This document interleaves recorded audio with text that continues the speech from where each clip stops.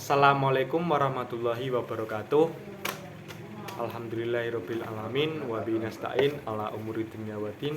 Wassalatu wassalamu ala asrofil anbiya'i wa imamil mursalin sayyidina wa maulana Muhammadin la haula wala quwata illa billahil aliyil azim. Amma ba'd.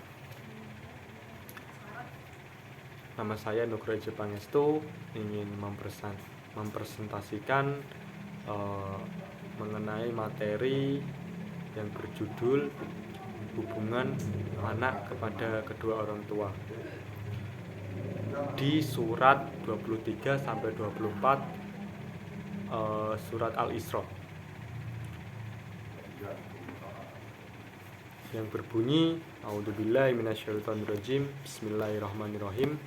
Wa qada rabbuka alla ta'budu illa iyyahu wa bil walidaini ihsana imma yablughanna indakal kibara ahaduhuma aw kilahuma fala taqul lahuma uffi wala tanharhuma wa qul lahuma qawlan karima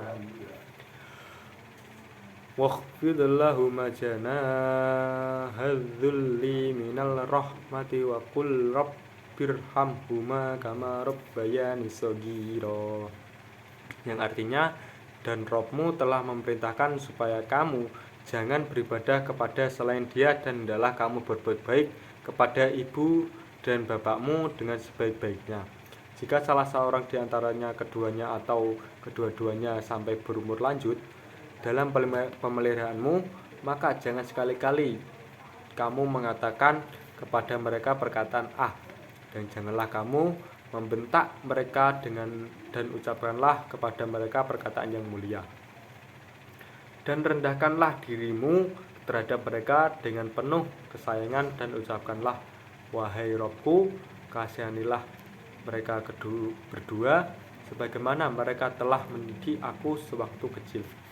Dalam tafsir ilmu katsir ini dijelaskan bahwa dan Tuhanmu telah menetapkan supaya kamu jangan menyembah selain Dia, dan hendaklah kamu berbakti kepada kedua orang tua kebaktian sempurna. Jika salah seorang di antara keduanya atau kedua-duanya mencapai ketuaan di sisimu, maka sekali-kali janganlah engkau mengatakan kepada keduanya perkataan "ah", dan janganlah engkau membentak keduanya, dan ucapkanlah kepada keduanya perkataan yang mulia. Dalam tafsir Ibnu Katsir ini dijelaskan bahwa kelompok ayat ini masih merupakan perincian dari pernyataan yang lalu tentang kesempurnaan Al-Quran. Kelompok ayat ini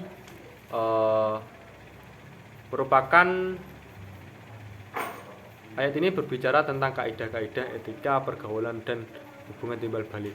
Kandungan-kandungan pada ayat ini juga menunjukkan betapa kaum muslimin memiliki kedudukan dengan kaum yang mempersekutukan Allah Subhanahu wa taala, dan yang oleh ayat yang lalu dilarang untuk dianut kepercayaannya oleh siapapun. Thohir Ibnu Asyur menilai ayat ini dan ayat-ayat berikut merupakan perincian tentang syariat Islam yang ketika turunnya merupakan perincian pertama yang disampaikan kepada kaum muslimin pada saat itu di Mekah. Sayyid Qutb menjadikan ayat 22 sebagai awal kelompok ayat-ayat ini.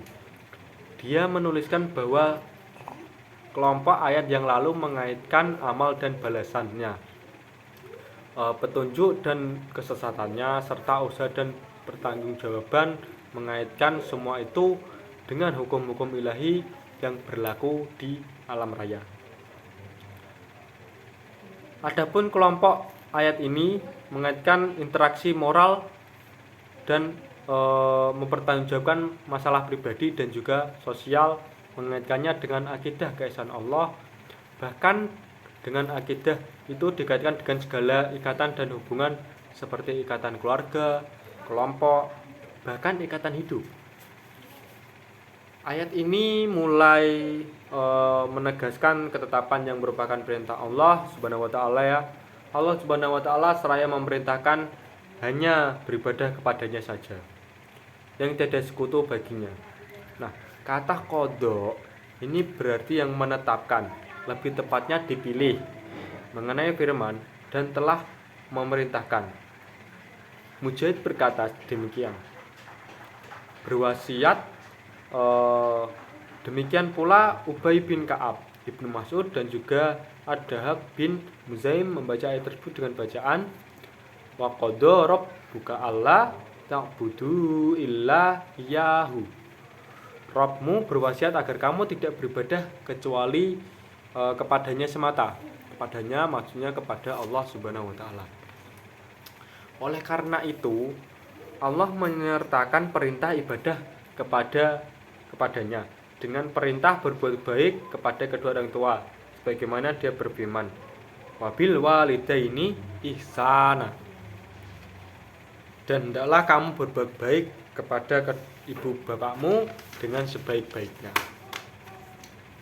Maksudnya Allah Subhanahu wa taala, maksudnya dia menyuruh hambanya untuk berbuat baik kepada kedua orang tua. Yang demikian itu seperti firman-Nya dalam surat lain, dalam surat Luqman ayat 14. Yang artinya, bersyukurlah kepadaku dan kedua orang tuamu, hanya kepadaku tempat kembalimu. Dan firman-Nya lebih lanjut, yaitu imma yablughanna indakal kibara ahaduhuma au kilahuma fala taqul lahuma uffin. Jika salah seorang di antara keduanya atau kedua-duanya sampai berumur lanjut dalam pemeliharaanmu, maka sekali-kali kamu jangan mengatakan kepadanya perkataan ah. Yang di sini maksudnya janganlah engkau memperdengarkan kata-kata yang buruk. Bahkan sampai kata ah sekalipun saja merupakan tingkah ucapan yang buruk yang dimaksudkan di dalam ayat ini. Wala tanharhuma, dan janganlah kamu membentak keduanya. Sudah jelas di sini kan. Maksudnya jangan sampai ada perbuatan buruk yang kamu lakukan terhadap keduanya. Jangan sampai ada perbuatan buruk yang kamu lakukan kepadanya. Jangan sampai ada perkataan buruk ya. Sebagaimana yang telah dikatakan Adha bin Abi Robah mengenai firman-Nya. Wala tanharhuma. Atta bin Robah mengatakan, ia berkata, janganlah kamu meringkankan tangan kepada keduanya. Dan setelah Allah melarang melontarkan ucapan buruk dan perbuatan tercela, Allah menyuruh berkata-kata baik dan berbuat baik kepada keduanya. Sebagaimana dia berfirman, wa qul lahuma qaulan karima, dan ucapanlah kepada mereka perkataan yang mulia, yakni dengan lemah lembut, baik, penuh sopan santun, disertai pemuliaan dan penghormatan. Wakhfid lahuma janahad dzalli minar rahmah, dan rendahkanlah dirimu terhadap mereka berdua dengan penuh kesayangan, yaitu bertawaduklah kamu kepada keduanya melalui tindakanmu. Wa qul rabbirhamhuma kama rabbayani shaghira, dan ucapkanlah wahai Rabbku, kasihanilah mereka keduanya sebagaimana mereka telah mendidik aku sewaktu kecil, yakni pada usia tuanya dan pada saat wafatnya. Ayat-ayat ini masih berkelanjutan tuntutan bakti kepada ibu dan bapak. Tuntutan kali ini melebihi dalam peringkatannya dengan tuntunan yang lalu. Ayat ini memerintahkan anak bahwa rendahkanlah dirimu terhadap mereka berdua, didorong oleh karena rahmat kasih sayang kepada keduanya, bukan karena takut atau malu dicela orang bila tidak menghormatinya. Dan ucapanlah, yakni berdoa secara tulus, wahai Tuhanku yang memelihara dan mendidik aku di antara lain dengan menanamkan kasih pada ibu bapakku, karuniailah mereka keduanya disebabkan karena atau sebagaimana mereka telah melimpahkan kasih sayang kepadaku, antara lain dengan mendidikku waktu kecil.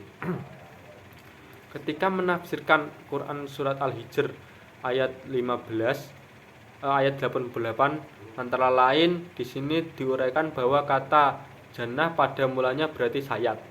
Seekor burung merendahkan sayapnya pada saat ia hendak mendekat dan berjumpa kepada betinanya.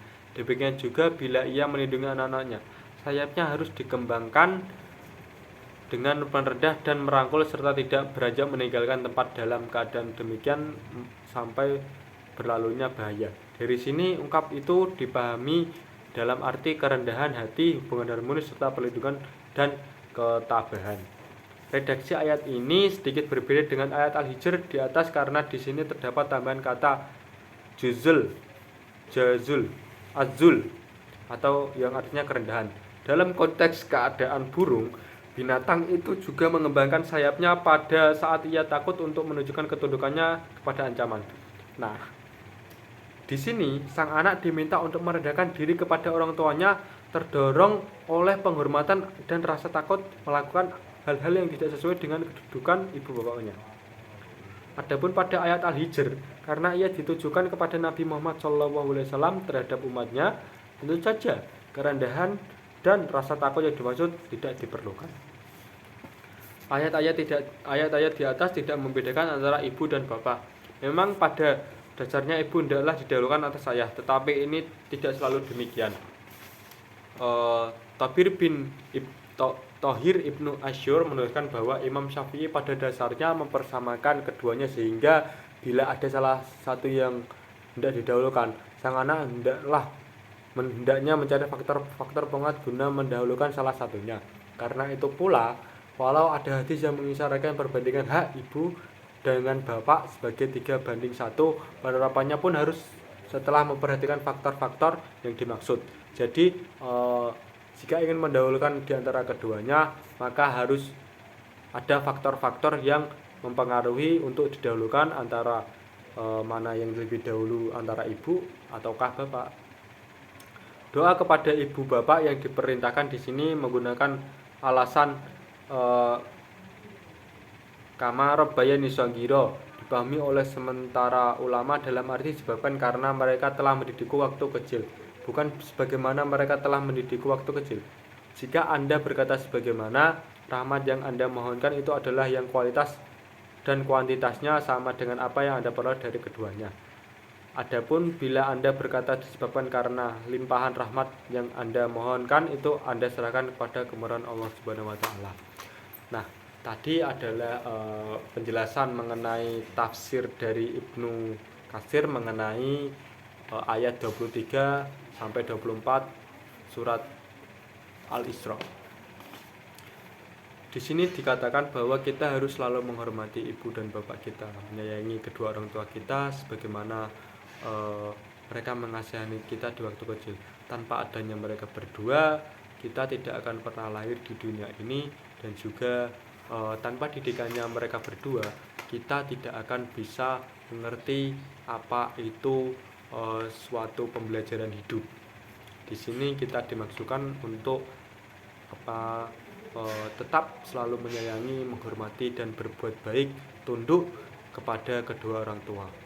Sekian pemaparan materi dari saya, kurang lebihnya mohon maaf. Wallahu wafiq ila aqwamit thoriq. Wassalamualaikum warahmatullahi wabarakatuh.